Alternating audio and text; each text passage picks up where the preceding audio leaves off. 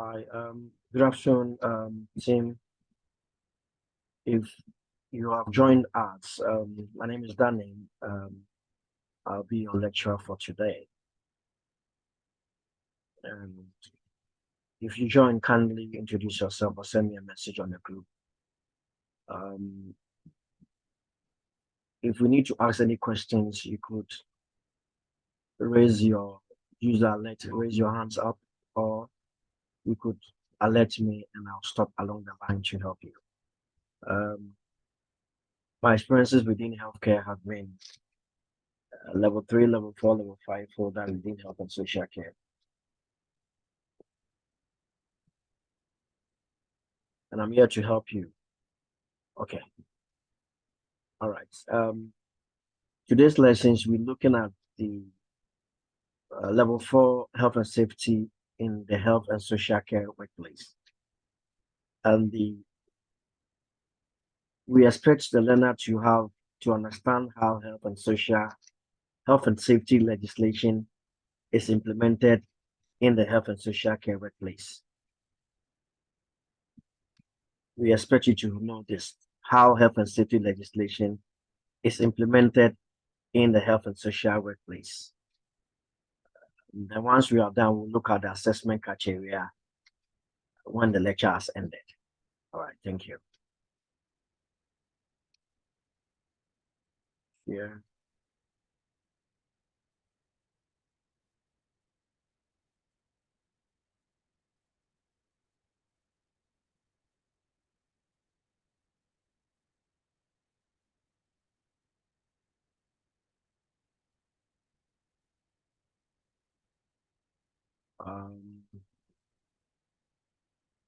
Have to look into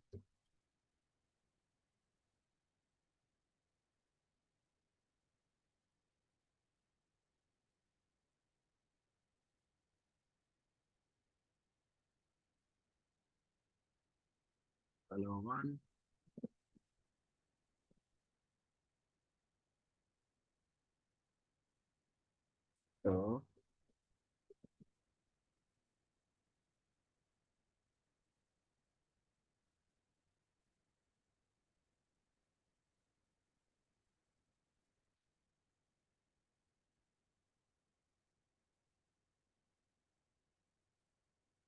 So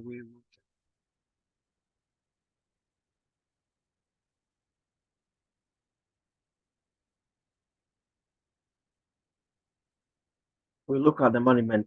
As I said, our aim is to look into how effective a manager in the health and social care, because and need to supervise the manager provisions and need support others.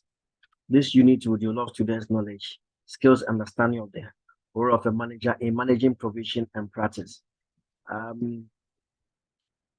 We would then have to ask what is management within health and social care provision? What is management in associations? What is management of health and social care provision? What is management within health and social care provision?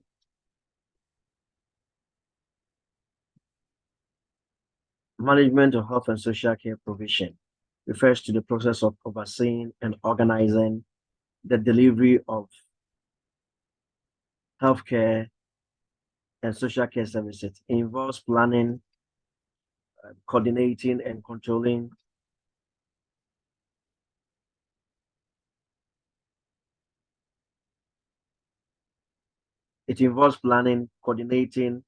and controlling various aspects of healthcare and social care organizations to ensure the effective and efficient provision of services to individuals and communities. This field of management is primarily concerned with managing resources such as healthcare facilities, staff management, technology to meet the healthcare needs of the population and provide quality care. It encompasses both the administrative and clinical aspects of healthcare and social care delivery.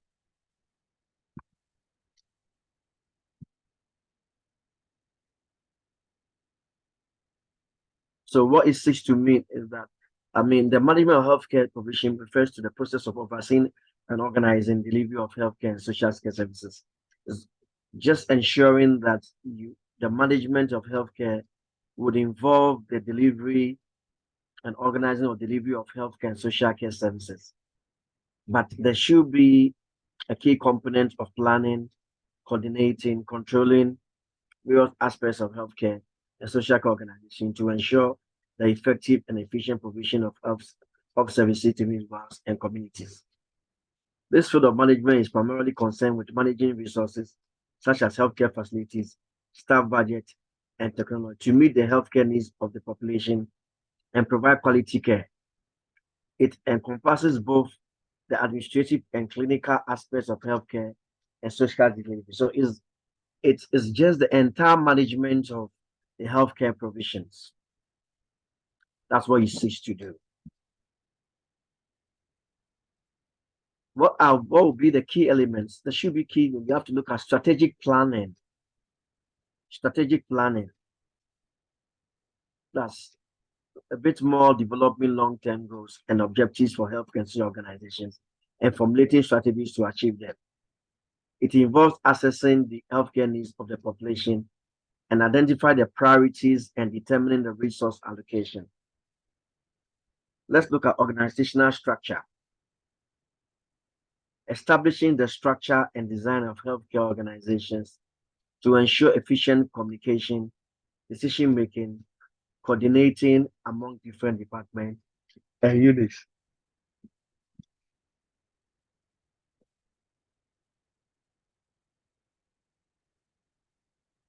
And then the human resource management. That is more to do with recruitment and training of managers to take up roles or responsibilities within the organization. Then the financial management is managing financial resources of healthcare organizations. That includes budgeting, accounting, and financial planning. It involves monitoring expenses, optimization, resource allocation, and ensuring compliance with financial regulations. And that could be accountants, financial managers within the organization. We'd have to look into a bit of quality assurance, information management, collaborative partnership, policy and regulation. Quality assurance, there's a need for quality assurance.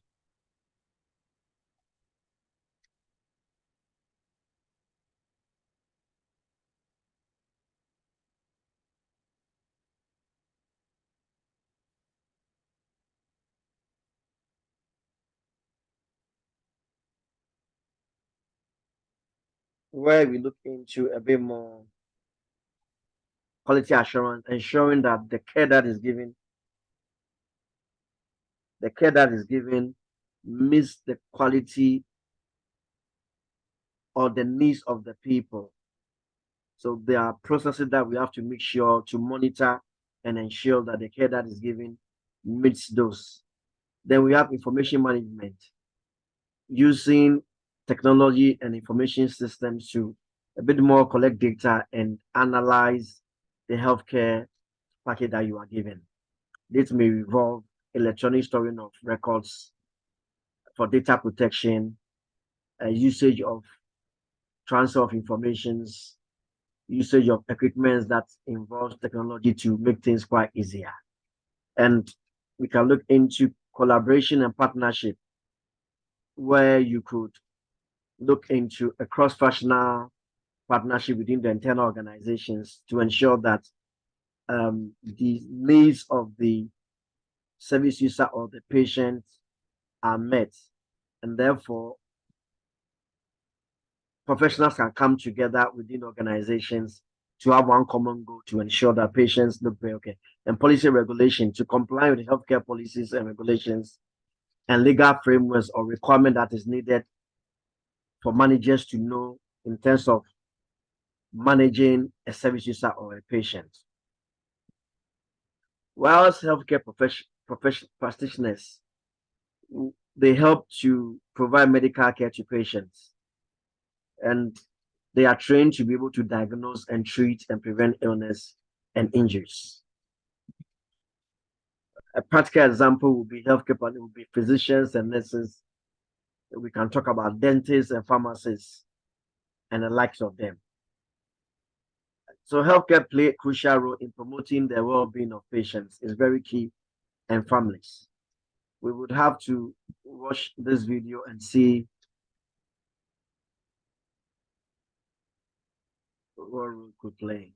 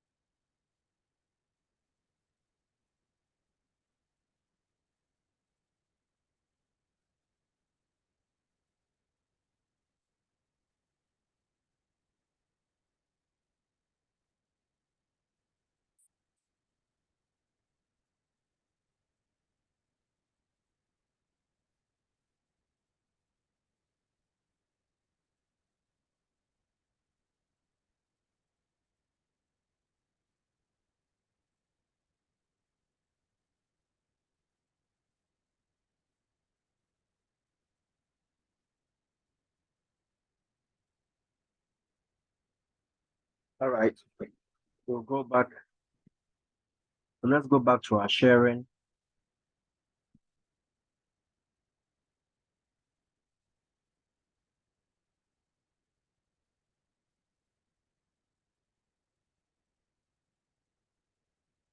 So bear with me.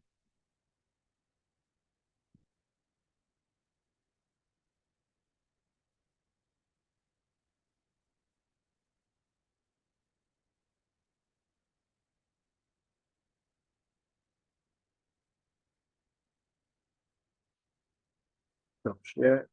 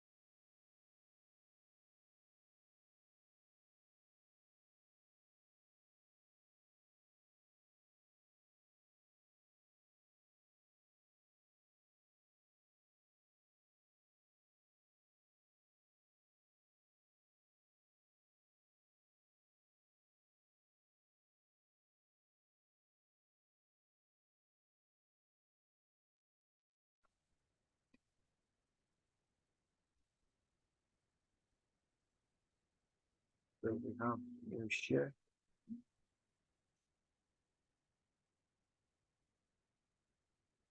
So having watched this video,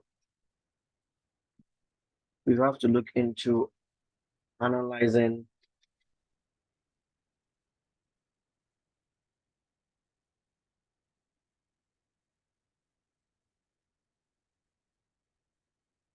the roles and responsibilities of managers then. What then are the roles and responsibilities of managers in health and social care provision? Managers in health and social care play a major role. One of them is they help in terms of shaping the leadership and strategic planning of an organization. They help with the missions and visions,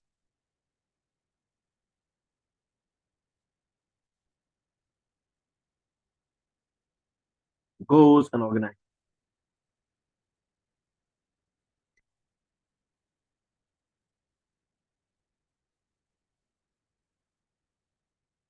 They develop strategic plans and identify priorities. They inspire and motivate. So those are key attributes or qualities of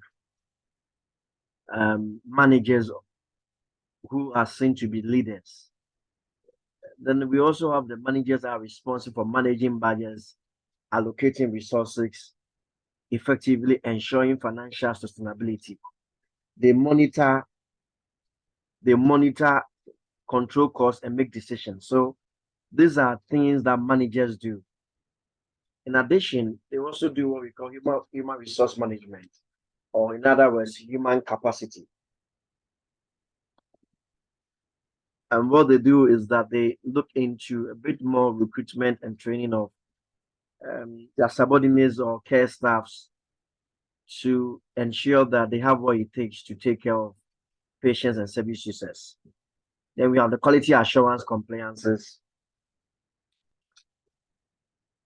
that managers are responsible for maintaining high standards of care and ensuring compliance with legal and regulatory requirements. They develop and implement quality improvement initiatives, monitor outcomes, and address any issues or gaps in service delivery. Managers will also oversee implementation of policy. So they look into a bit more the quality part of the care delivered, in that those care delivers meet the care values or the care plans of patients and service users. Then we have stakeholders engagement. They have to have those attributes in being a bit engaging with other regulatory bodies. They establish effective communication channels, both partnerships, and engage stakeholders in decision-making process to ensure that those services meet the needs of the population served. Then we have risk management. Managers identify and mitigate risks within the healthcare environment. So what they do is that they have to assess the various risks within the company setup and also the risk of the clients that they work for. Those are rules. They will also have to put continuous improvement and innovation. They have to look into create an environment where staffs would increase their knowledge gap and also empower them to gather more knowledge. So to provide a continuous innovation and a bit more research base that would help candidates or staffs to gain more knowledge and build their knowledge and advancement. Advocacy and public relations. Managers act as advocates for the organization, promoting its services and building positive relationships with the community. They represent the organization in public forums, participate in healthcare networks, and collaborate with other organizations to address community health needs. So they look into the advocates for the organization. They are more of the face of the organization. They ensure that they build positive relationship with the community that would help a bit more enhanced for the organization. In so doing, it would help to build a network of healthcare professionals and collaborate with organizations to address community health needs. And in general, so we say managers play very key role within the health and social care. Then we have to look at the different styles of management, the different approaches that managers can look into. A manager can decide to be autocratic, and that will not be the best way of doing things. Autocratic in their stuff, so that they impose staffs on people and staffs without allowing them to make an input. They tend to have the tight control over work process and provide specific instructions. And then we have the democratic, that those style of management involves employees in decision-making process, but my manager seeks to input and opinions from team members before making decisions. So it allows for staffs to make an input. Then we have the transformational, which is the best. It allows employees to achieve exceptional performance. Managers in this type of personal growth, it allows for personal growth and increase their knowledge, and they feel a sense of belonging. A sense of that. These are what will be the advantages then? And the advantage is that quick decision making, because if you don't involve anyone, if you're autocratic, then you make decisions quickly because you don't need to rely on anyone, especially when you feel that your team or the people around you are not really helping you. So you give clear direction, maintaining order in high pressure situations. The disadvantage is that limited employee engagement, reduced creativity, potential for low morale. But because you don't engage them, the staff or employees do not have a sense of belonging and cannot bring out their own initiatives or ideas. And for the democratic advantages that increase employee involvement and satisfaction. The disadvantage is that it's time consuming, of course, because you have to involve every single person in your decision making. So it's really time involving. Transformational advantage is that it motivates and inspires employees, increase productivity, positive work culture. The disadvantage is that it requires stronger leadership skills, potential over resilience on the leader's vision. Where then we have the advantages for transformational, which is good. It motivates and inspires employees, but the disadvantage is that it requires a bit more leadership skills, potential for overwhelming on the leader. Then the laissez-faire advantages, the laissez-faire. It encourages autonomy and creativity, fosters innovating. Disadvantage, the lack of guidance and oversight, potential for inconsistency and decrease point. Then we need evidence-based practice, what we call EPB, that involves integrating the best available evidence with clinical expertise and considering patient preferences and value. Primarily, it's associated with healthcare professionals delivering direct care. Managers in health and social care provision can only apply evidence-based principles in their decision-making processes. So it involves integrating the best available evidence of clinical expertise, considering the patient preferences and value, person-centered care. Managers can use research findings, industry guidance, and best practices to inform decision-making and promote effective and efficient delivery. By integrating evidence into managerial practices, it enhances the quality and outcome of care, optimizes resource allocation, and improve patient or client satisfaction. That's what it seeks to do. The comparison to observed and perceived style of management. Comparison to observed and perceived style of management. When comparing observed and perceived management styles in health and social care, it's essential to consider actual behaviors exhibited by managers. There may be situations where managers intend to adopt a particular style, but the actions and behaviors may perceive a different by team members.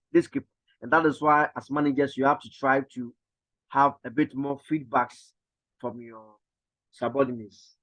Once you have feedbacks, you would have or directive, or you would know that you might be practicing something contrary that you are not aware of. And based on those feedbacks, that would better enhance or direct you as to the wrong direction you are going, and you have to put it right. In analyzing how effectively prioritize delegation and work, we have to look into assess the importance and urgency. You need to start by evaluating the importance and urgency of each work. Determine which tasks are critical. You also have to look at the use of time management skills. Employ various time management techniques such as creating to-do lists, using calendars or scheduling tools, breaking down complex tasks into smaller managerial steps to help in organization work and allocating time efficiently. Very important. You need to ensure that you are using this skin to serve as a reminder in making as a manager, so that you don't forget the very things you have to do in the next week, the next 2 weeks, a week's time, and making sure that you have tasked your subordinates as to what you do and you are following up. Identify key result areas. Identify the key result areas or core responsibilities of each team member. Understand their strengths, skills, and expertise. Assign tasks that align with their capabilities to ensure optimal performance and objectives. So you would, and that is the transformational leadership skill. But in so doing, you are able to get feedbacks, you're able to interact. That creates the environment of sharing of ideas. And therefore, you identify each person's strengths and weaknesses, and you give them a role pertaining to their strengths. Then we have to look into communicate clear expectations. Clearly communicate objectives, expectations, and deadlines. Very key. Delegate appropriately. Delegate tasks based on their skills. So you have to assign tasks based on individual skills and experience and workload capacity of team members. Consider their developmental needs and growth opportunities as well. Delegate tasks that provides a balance of challenge and skill to promote engagement and professional growth. Provide adequate support. Offer necessary resources, tools, and information to enable members to complete delegated tasks and effectively. Be available for guidance, clarification, and support when needed. Establish accountability. So create that environment where people will be held accountable, or they feel a sense that whatever they do, they need to be accountable for what they do. So it makes them do the right thing, and encourage them when they are wrong. Reassess and adjust. Continuous reassessment and adjust. Re-examine the task that has been given. Re-examine your role and adjust to suit best practices, and look into foster collaborations. Foster collaboration, team working skills, team player skills, ensuring that there's a bit of exchange of ideas, get people on board, carry them along, continuous improvement, regular review and reflect the effectiveness and prioritize them when it's needed. Prioritize them when it's needed. So when you're able to implement these strategies, then it helps you to delegate well and promote employee development and achieve organizational goals efficiently. Then you need to identify skills required in management. And some of those skills required is what we call conduct a job analysis.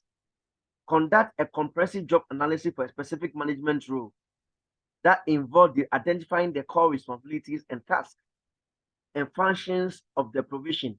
Speak to current managers in similar roles, review job descriptions, and gather insight from industry professions to gain clear understanding of skills needed. Review industry standard and best practices.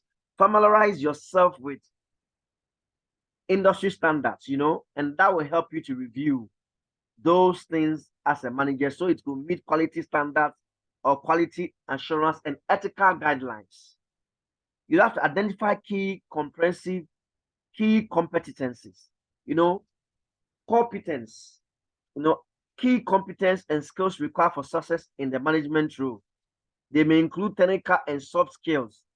Technical skills may encompass areas such as financial management, quality assurance, human resource management, or health and social care regulation.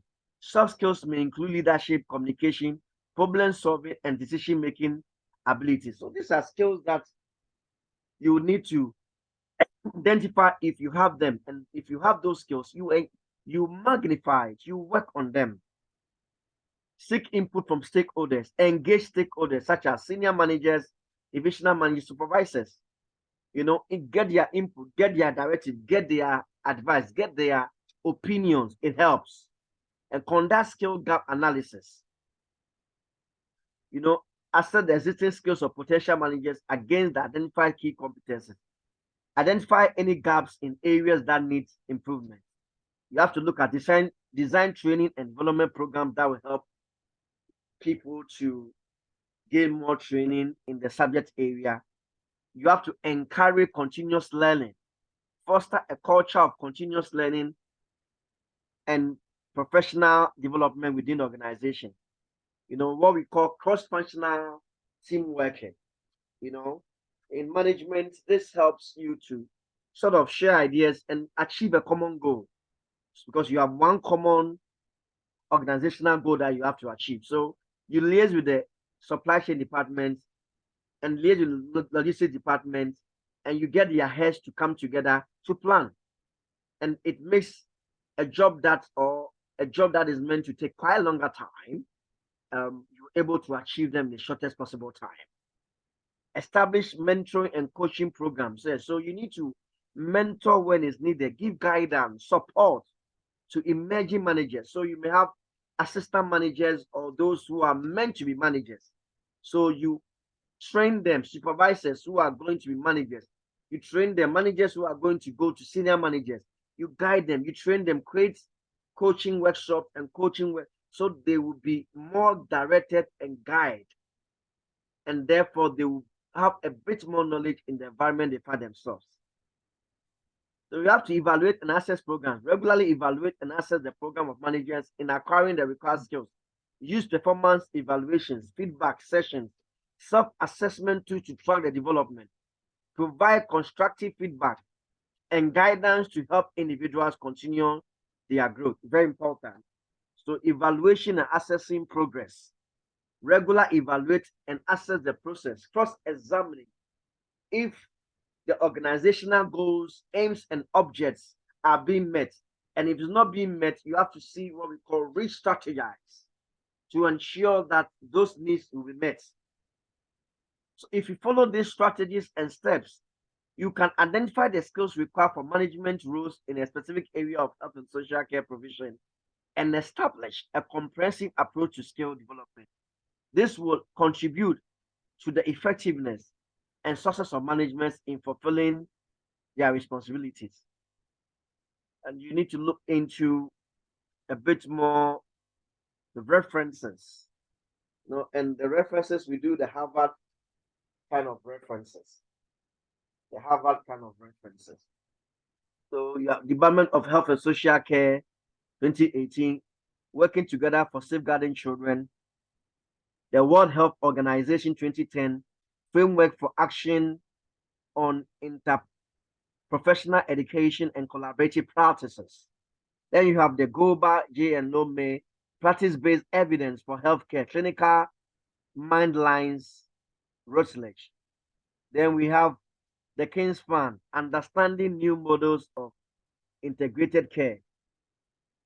Then we have the Department of Health, the future of healthcare, our vision for digital data and technology in health and social care. Then we have the National Institute of Health and Care Centers, the multi-morbidity in clinical assessment and management. Then we have the Social Care Institute for Excellence, integrated care. You can get all these things from your student's model. Then we have the 10 key principles for social health systems integration. Then we have the Davis E, social determinants of mental health, implications for research and health promotion. So these are things that you can resort to and gather more knowledge. I'll therefore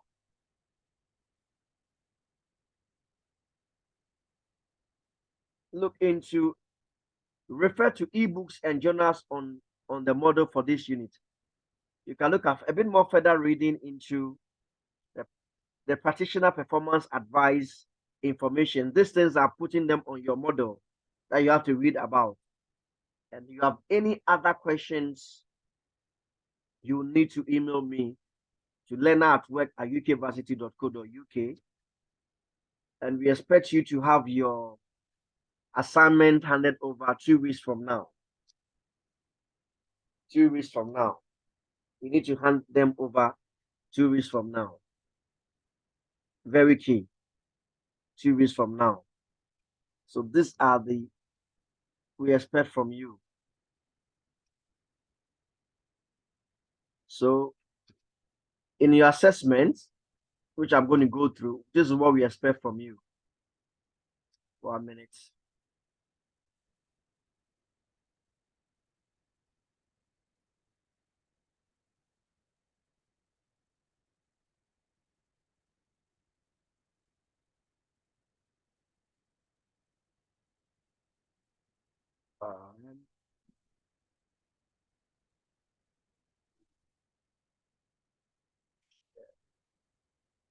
So in your assessments, we expect that your learning outcome one, you should be able to review the systems, policies, and procedures for communicating information on health and social safety in health and social care workplace in accordance with the legislative requirements. Point two, assess the responsibilities in a specific health and social care workplace for the management of health and safety in relation to organizational structures. And then we would also assess you to analyze the health and safety priorities appropriate for specific health and social care workplace. So these are key things that we expect you to be able to know or do in your assessment criteria, to review the systems, to assess the responsibilities, and to analyze health and safety priorities for health and social care in the workplace.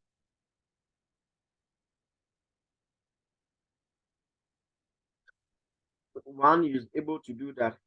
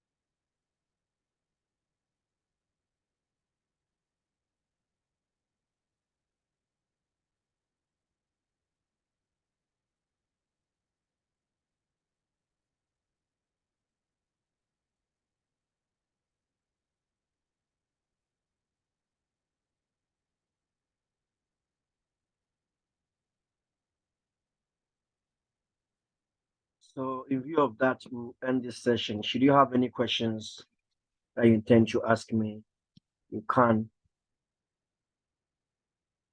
If nothing, then we'll have to meet next week. Okay? Bye.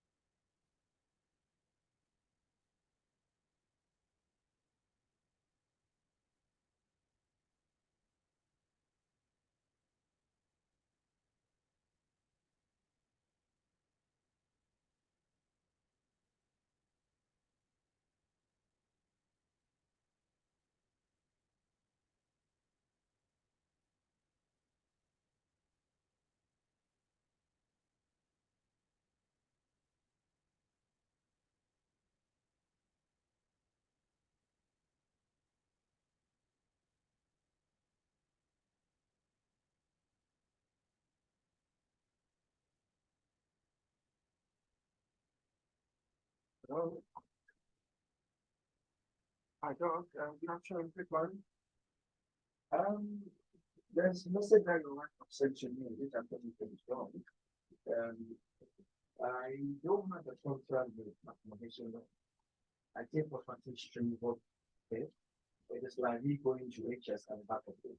So if the property is getting back, it is not really supposed to be the opposite to move, and they can sometimes application. 5 Farm Street, notice of giving consent from 1 to 2. Notice of giving to you guys, information that you sent to me, but we have no business with you. And then you guys advise me, and then I'm going to pass out the application again. Deposit is supposed to be giving back to me since I've raised concern, and the wife has replied and said, I should take accommodation and it's wrong. Your wife has said I should deal with accommodation already, which is wrong. I cannot put accommodation in.